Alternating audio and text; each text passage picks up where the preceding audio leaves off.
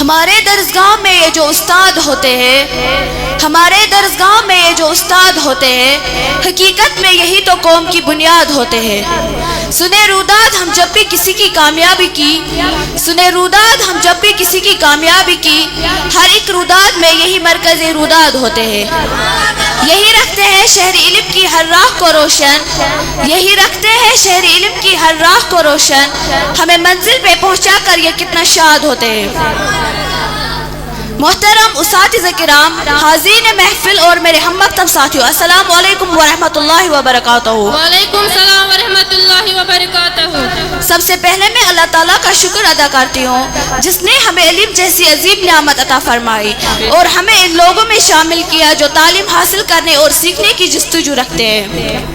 حاضرین محفل، آج مجھے جس موضوع پر لب کشائی کرنے کا موقع ملا ہے وہ ہے استاد کا مقام۔ یہ کوئی عام موضوع نہیں بلکہ ایک ایسا عنوان ہے جس پر جتنا کہا جائے کم ہے۔ استاد کا مقام وہ ہے جو صرف زبان سے ادا نہیں کیا جا سکتا بلکہ دل سے محسوس کیا جاتا ہے۔ میرے عزیز ساتھیوں، مجھے آج اس موضوع پر بہت سنبھل کر بات کرنی ہے کیونکہ بات ہے میرے استاد کی عزت و تکریم کی۔ ادب بھی کرینہ ہے محبت کے کرینوں میں، ادب بھی کرینہ ہے محبت کے کرینوں میں، استاد بھی ایک نگینہ ہے جنت کے نگینوں میں۔ جناب علی وقار، طالب علم اور استاد کا رشتہ تمام رشتوں میں مقدس اور پاکیزہ ہوتا ہے کیونکہ استاد گما کو یقین میں بدلتا ہے، بنجر زمین کو خلیاں بنا دیتا ہے، پتھروں کو تراش کر نگینہ بنا دیتا ہے، چشم بصارت کو نگاہ بصیرت عطا کرتا ہے، ظلمت کی شبوں میں سورج نکالتا ہے۔ استاد کو معمر وطن کا درجہ دیا گیا ہے، وہ کسی بھی قوم کی ترقی میں ریڑھ کی ہڈی کی حیثیت رکھتا ہے، اس کے لہجے میں مٹھاس، نگاہوں میں شفقت اور رویے میں پیار ہوتا ہے۔ استاد وہ ہستی ہے جو ہاتھوں میں جگنو لیے شمس و قمر سے مخاطب ہوتا ہے۔ استاد کسی بھی معاشرے کے معمار ہوتے ہیں، قومی اپنی امداد و روایت نئی نسل میں جن کرداروں کے ذریعے تشکیل کرتے ہیں ان میں اساتذہ سر فہرست ہے۔ زمین پہ چاند جیسا ہوتا ہے استاد، زمین پہ چاند جیسا ہوتا ہے استاد، ہر اندھیرے میں روشنی دیتا ہے استاد۔ ہمارے نبی صلی اللہ علیہ وآلہ وسلم فخر کائنات سرور انبیاء نے ارشاد فرمایا، انما بعثت معلما، بے شک مجھے معلم بنا کر بھیجا گیا ہے۔ نبی پاک صلی اللہ علیہ وآلہ وسلم خود معلم اعظم ہے۔ آپ صلی اللہ علیہ وآلہ وسلم نے جہالت کے اندھیروں میں ڈوبی ہوئی قوم کو نہ صرف علم سکھایا بلکہ اخلاق، برداشت اور قربانی کے جذبات سے بھی روشناس کرایا۔ جناب صدر، استاد کا رتبہ واجب الاحترام ہے۔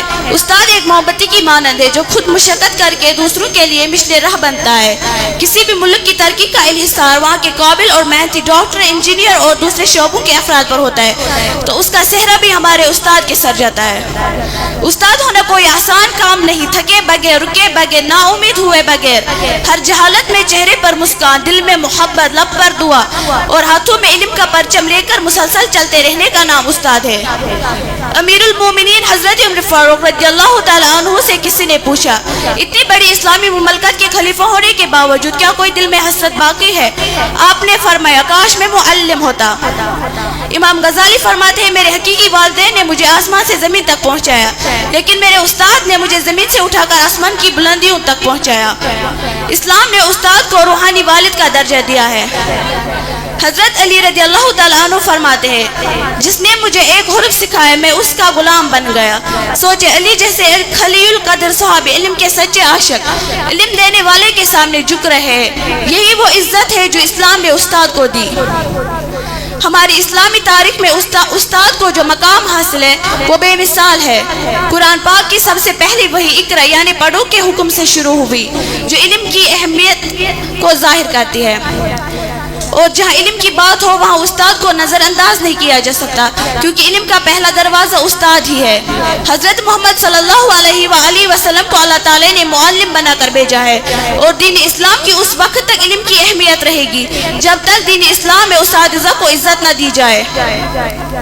وہ طالب علم میں کامیاب نہیں ہوتے جو اپنے اساتذہ کی عزت نہیں کرتے ہو۔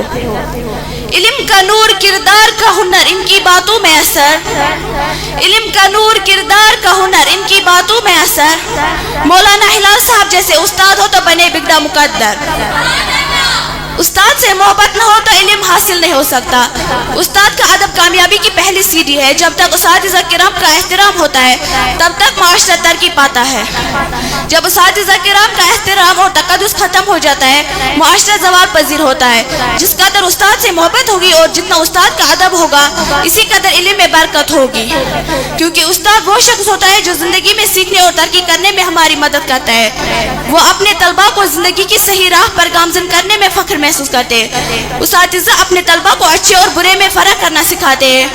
استاد تو وہ ہستی ہے جو ہمیں اندھیرے سے نکال کر روشنی کی راہ دکھاتے ہیں. استاد تو وہ ہے جو ہمیں دنیا میں جینا رہنا سہنا سکھاتے ہیں. اس لیے آج کی تقریر میں آپ سب کو یہ پیغام دیتی ہوں کہ اگر زندگی میں کامیاب ہونا چاہتے ہو تو اپنے استاد کی عزت کرو, کیونکہ استاد کی عزت کرنا ہمارا فرض ہے. میں تو اپنا بولوں گی, میرا استاد میری زندگی کا رہبر ہے. نہ ہو جو راہ میں رہبر تو کیسے پائیں گے منزل, نہ ہو جو راہ میں رہبر تو کیسے پائیں گے منزل. ہر مشکل میں جو راہ دکھائے وہ ہے استاد.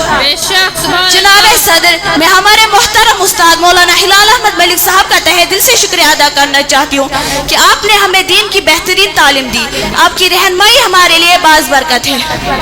دعا ہے کہ اللہ تعالیٰ ہمارے محترم استاد کو صحت درازی عمر برکتوں بری زندگی اور مزید کامیابی عطا فرمائے اور ہم سب کو ان کے نقش قدم پر چلنے کی توفیق عطا کرے. آمین ثم آمین.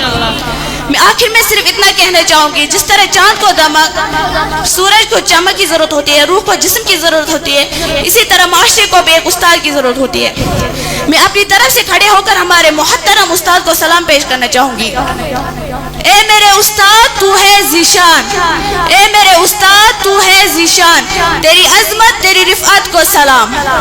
علم و حکمت کا علم بیدار ہے تو, قافلہ حق کا سالار ہے تو, اس زمانے میں جہالت کے خلاف ہر گھڑی بر سر پیکار رہے تو. پیشوا روح ہے پیشوا ہے تو امام, تیری عظمت تیری رفعت کو سلام. میں اب آخر میں اپنی تقریر کا اختتامی شعر سے کرنا چاہوں گی. خدا سلامت رکھے ہمارے مولوی صاحب کا سایہ ہمارے سر پر, خدا سلامت رکھے ہمارے مولوی صاحب کا ہمارے سر پر, دعاؤں کا یہ تحفہ رہے ہمیشہ عمر بر. وآخر دعوانا الحمدللہ رب العالمین. جزاک اللہ خیر جزا.